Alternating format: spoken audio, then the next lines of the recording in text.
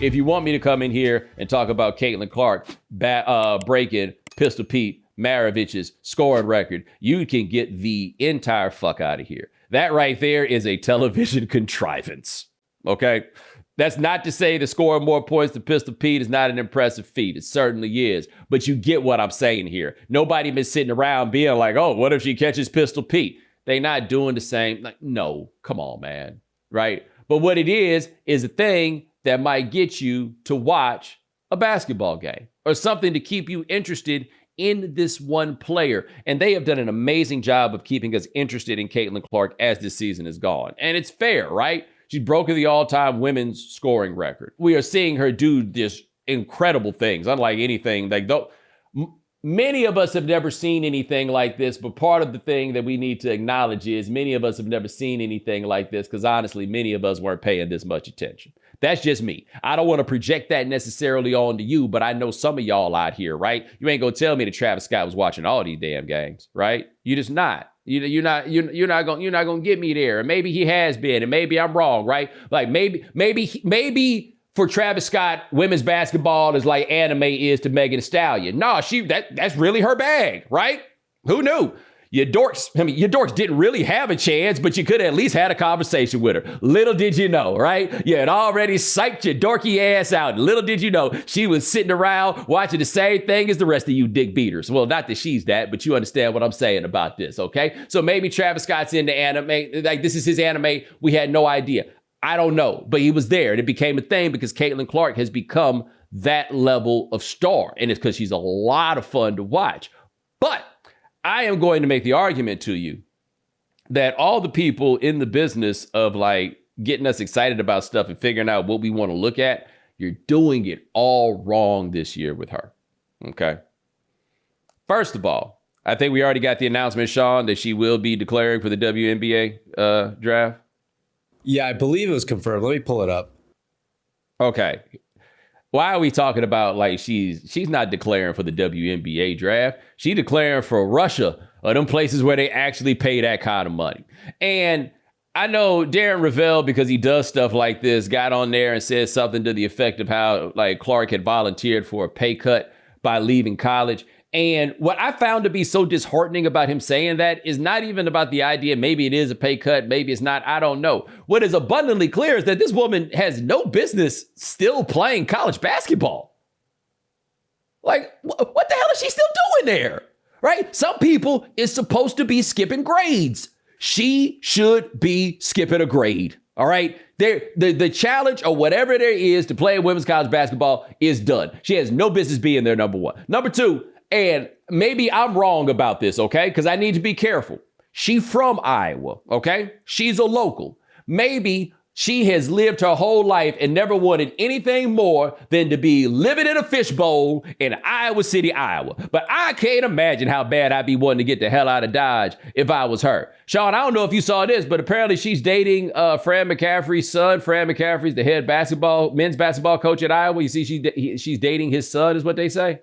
Yeah, you told me that just before we went on, and it gave off like Iowa Succession vibes, like she's keeping it all in the same family. Yeah, what kind of arranged marriage nonsense is this? Let me tell you, I don't know anything about Fran McCaffrey's sons, but I know plenty about him and watching his get down during a basketball game. The last thing I would think if I was a woman looking at him is like, damn, does he have a son? I wouldn't want any parts of that. I'd be trying to get the hell out of Iowa so fast if I was her. And she definitely gonna get the hell out of there. But the idea, we would not really be advocating at this point in time for any male basketball player who is too good to be playing college basketball to come back. Now, part of that is because we'd be looking at it in the context that there'd be all this money out here and we don't think about the WNBA the same way. And we don't think that money is going to be there for her. But to me, that's looking at the world wrong, right? Like, that's just not, come on, man. Somebody that good is supposed to be pushing themselves at every turn, right?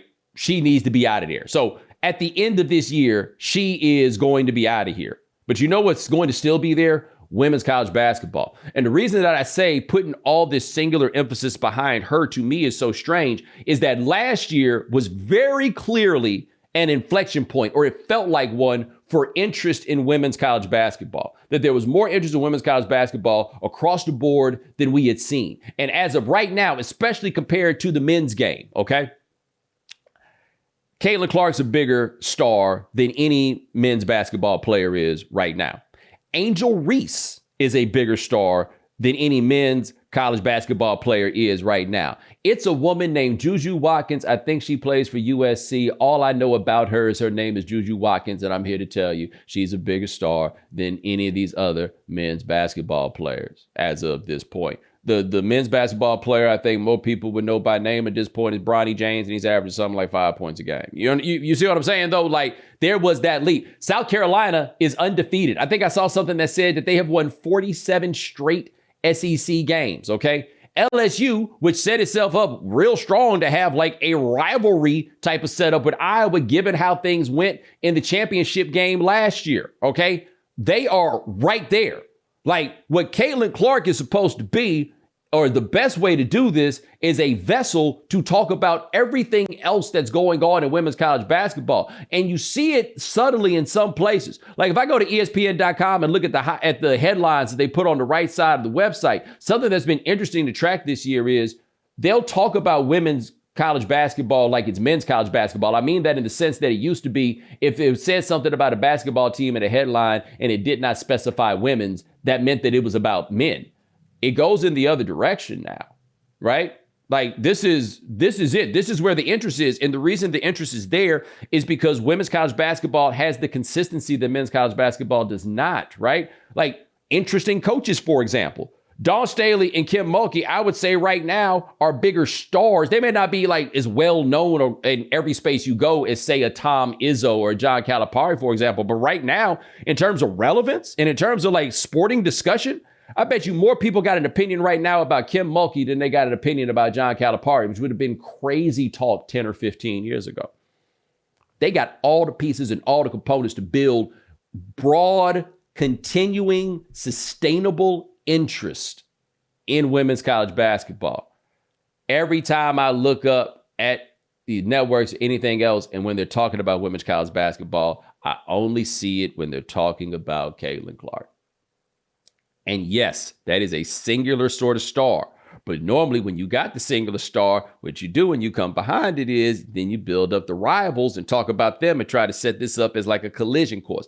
If I'm running the networks and everything else and we building the interest in this, I'm setting up the collision course. First of all, I'm playing big into, can we get LSU, South Carolina, the SEC championship game of their tournament?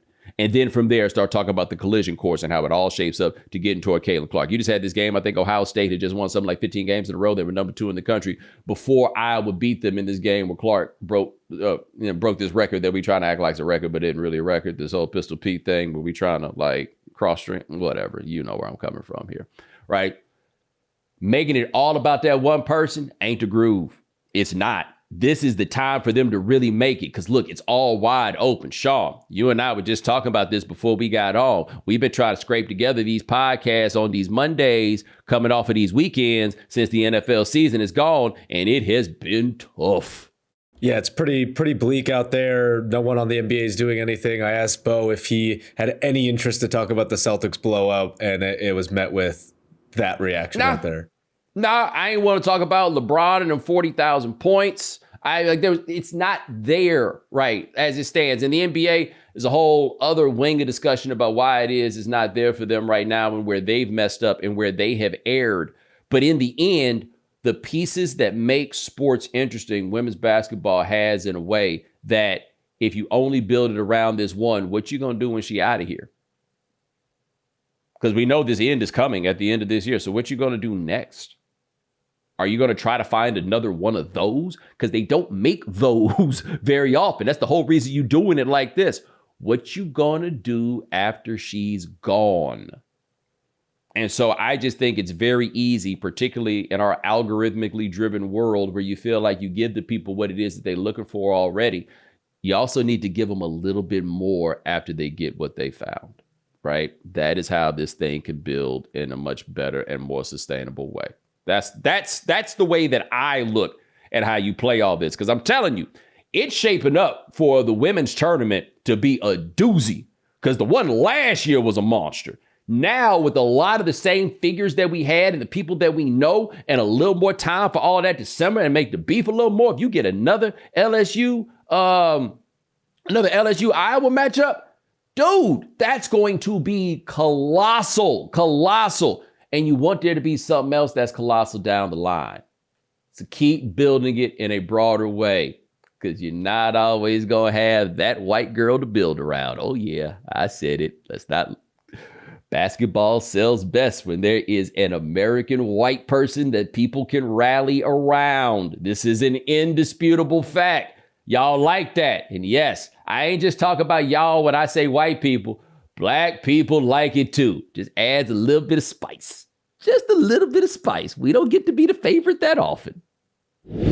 PrizePicks is the most fun you can have by winning up to 25 times your money. And with the football season over, you can still win money with basketball and hockey. You just select 2 or more players, pick more or less on their projected stats, and place your entry. You can pick combo projections across multiple sports from the Specials League, a league created specifically for combo projections that includes 2 or more players from different sports or leagues. PrizePicks is really simple to play. You can make your picks and submit your entry in less than 60 seconds. So make sure you go to prizepicks.com/Bomani and use code Bomani for a first deposit match up to $100. That's prizepicks.com/Bomani. PrizePicks, daily fantasy sports made easy.